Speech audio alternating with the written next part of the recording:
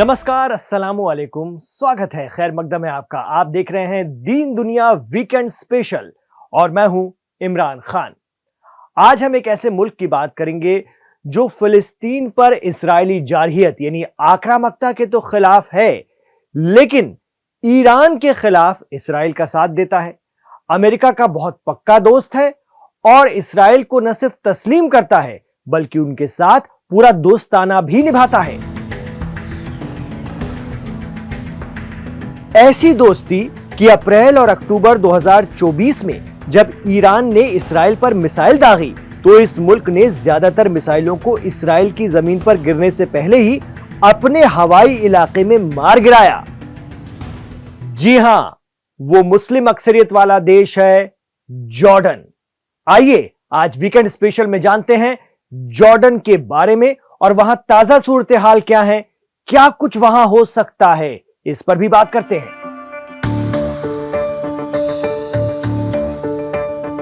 Jordan, जिसे officially हैशमाइट kingdom of Jordan कहा जाता है, यह साउथ वेस्ट एशिया में अकाबा खाड़ी के जुनूब में सीरियाई सहरा यानी डेजर्ट के करीब एक मुल्क है, अरब मुल्क, जिसके नॉर्थ में सीरिया, नॉर्थ ईस्ट में इराक, वेस्ट में इस्राइल और साउथ में सऊदी अरब जैसे देश हैं।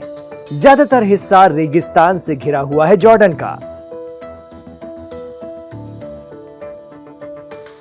जॉर्डन के किंग अब्दुल्ला II भले ही फिलिस्तीन पर इस्राएली हमलों के खिलाफ हैं, लेकिन वो ईरान के खिलाफ इस्राएल का साथ देते हुए पाए जाते हैं। इस हिसाब से देखा जाए तो जॉर्डन की हुकूमत फिलिस्तीन हिमायती तो है, लेकिन वो ईरान के सपोर्ट से चलने वाले रेजिस्टेंस गुट का ना तो हिस्सा है और ना ही वो अपने देश की जमीन का इस्तेमाल इस्राएल के खिलाफ होने देती है। यही वजह है कि मिडिल ईस्ट में बसा ये एक छोटा सा अरब देश जॉर्डन अमेरिका और इस्राएल दोनों के लिए काफी अहम बन जाता है।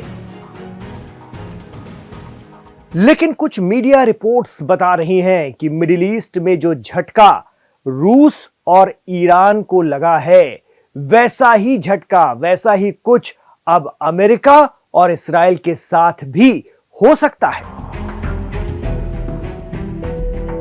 नुकसान इस्राएल और अमेरिका को हो सकता है। सीरिया में बशर अल असद की सरकार का गिरना ईरान और रूस के लिए बहुत बड़ा झटका है, क्योंकि दोनों ने इस इलाके में अपना एक मजबूत दोस्त खो दिया है।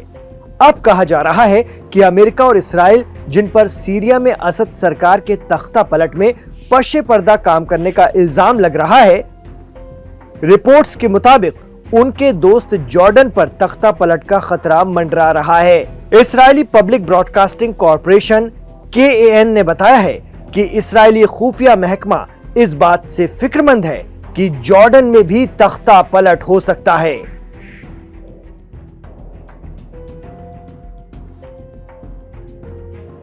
दरअसल गजा में 7 अक्टूबर 2023 के बाद शुरू हुए इस्राएली हमलों के बाद जॉर्डन में भी इस्राएल मुखालिफ मुजाहरों ने जोर पकड़ लिया।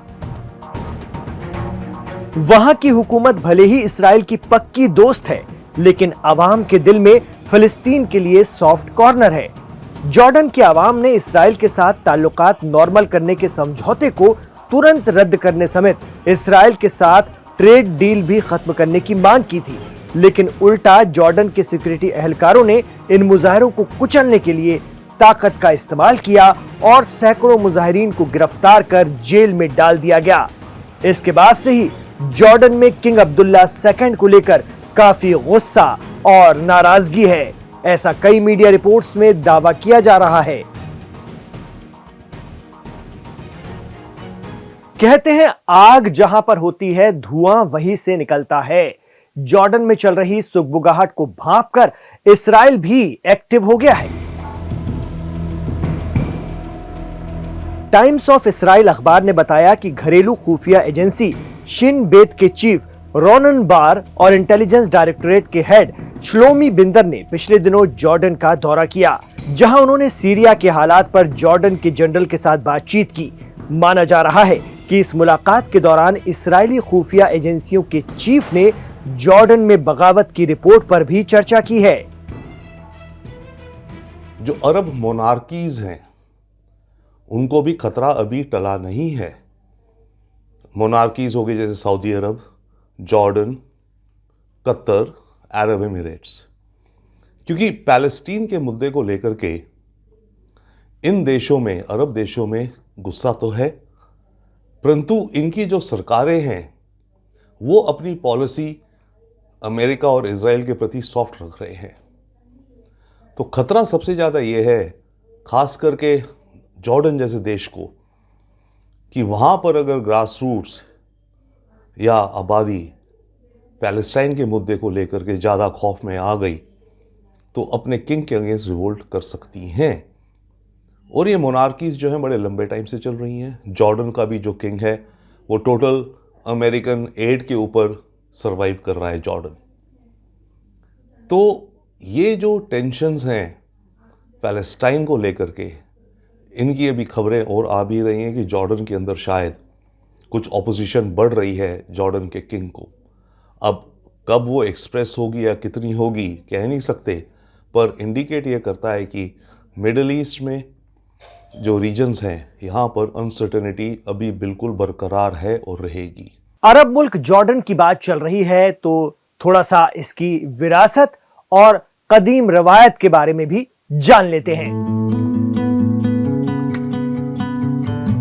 जॉर्डन में दुनिया के 7 नए अजूबों में से एक पेट्रा मौजूद है जो यूनेस्को की विरासत लिस्ट में भी शामिल है। दरअसल पेट्रा एक कदीम जगह है जो करीब 300 बिफोर क्राइस्ट में नाबाटन साम्राज्य की राजधानी हुआ करता था। जॉर्डन पर उमैयद डायनेस्टी और फिर सल्तनत उस्मानिया की भी हुकूमत रही। पहली आलमी जंग के बाद ये ग्रेट ब्रिटेन के कब्जे में आ गया, लेकिन साल 1946 को जॉर्डन ने ग्रेट ब्रिटेन से अपनी आजादी का ऐलान कर दिया। जॉर्डन की राजधानी अम्मान है और किंग अब्दुल्ला परिवार यहीं से मुल्क को चलाता है।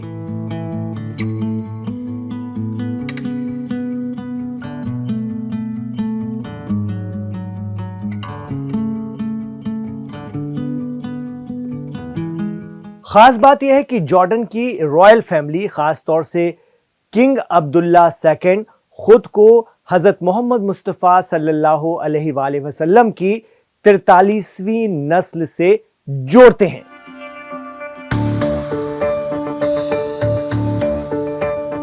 किंग अब्दुल्ला इब्न अल हुसैन का दावा है कि वो अहले बैत की फैमिली से हैं, लेकिन वो ईरान से लड़ाई में इस्राइल की मदद करके भी अक्सर चर्चा में रहते हैं। लेकिन फिर भी जॉर्डन मिडिल ईस्ट के सबसे स्टेबल मुल्कों में से एक है, जहां की करेंसी काफी हाई है। काफी मॉडर्न अरब देश है जॉर्डन की आबादी करीब 1.25 करोड़ है। ये सुन्नी अक्सरियत वाला मुल्क है, लेकिन इसकी आबादी में 20 से 50% लोग फिलिस्तीनी मूल के हैं। यानी करीब 1.25 करोड़ की आबादी में 35 लाख लोग फिलिस्तीनी मूल के हैं।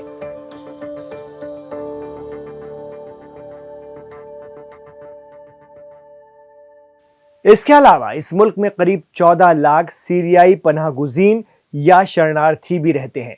तो देखा जाए तो आबादी का एक बहुत बड़ा हिस्सा फिलिस्तीनी और सीरियाई पनाहगुज़ीनों से भरा हुआ है। ऐसे में इस बार सीरिया के बाद जॉर्डन में भी तख्ता पलट का खतरा मंडरा रहा है। हालांकि ये सिर्फ मीडिया रिपोर्ट्स में चल रही कयास आराइयां हैं, हम इसकी तस्दीक नहीं करते।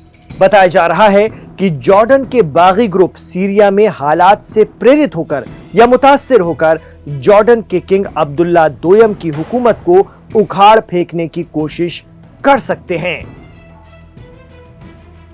आइए जान लेते हैं कि वो कौन कौन सी वजूहात हो सकती हैं जो जॉर्डन में तख्ता पलट की वजह बन सकती हैं। एक्सपर्ट मानते हैं कि सीरियाई और इराकी शरणार्थी, ईरान का खतरा, सीरिया की नई बन रही एचटीएस सरकार के इरादे, तुर्की का किरदार और जॉर्डन की अपनी इस्लामिक तहरीर, ये सभी जॉर्डन के लिए चुनौती हैं। इससे जॉर्डन की सरकार के लिए आने वाला वक्त मुश्किलों भरा हो सकता है।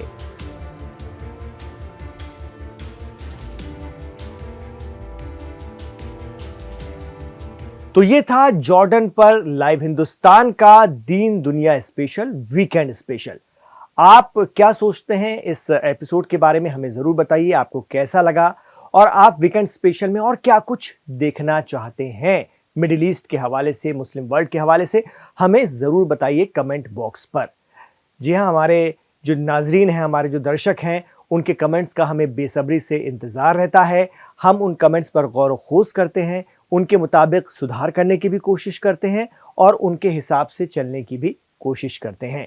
हमें पता है कि आप हमें दुनिया भर से देख रहे हैं और अक्सर हम ये आपसे पूछते भी हैं, तो इस बार भी आपसे ये गुजारिश है कि ज़रूर बताएं कि आप दीन दुनिया शो को दुनिया के किस हिस्से से देख रहे हैं। हमें ज़रूर बताइए, बर्रे सगीर से देख रहे हैं, यूरोप से देख रहे हैं, अफ्रीका से देख रहे हैं, मिडिल ईस्ट से देख रहे हैं, या और दुनिया के किस हिस्से से देख रहे हैं, हमें ज़रूर तफसील से बताइएगा।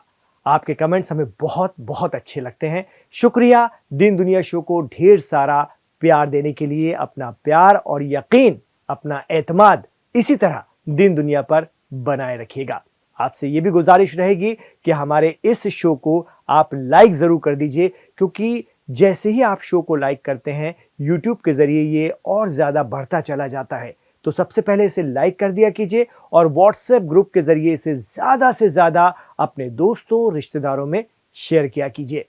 आपसे ये भी गुजारिश रहेगी कि हमारे चैनल लाइव हिंदुस्तान को सब्सक्राइब कर लीजिए। इसके 10 मिलियन से भी ज़्यादा सब्सक्राइबर हैं। आप भी जुड़ते चले जाइए और दीन दुनिया के रोज नए एपिसोड सोमवार से लेकर शनिवार तक देखते जाइए। इमरान खान के साथ आखिर तक कनेक्ट रहने के लिए आपका बहुत बहुत शुक्रिया। इजाजत दीजिए, अपना ख्याल रखिएगा और दुआओं में याद रखिएगा।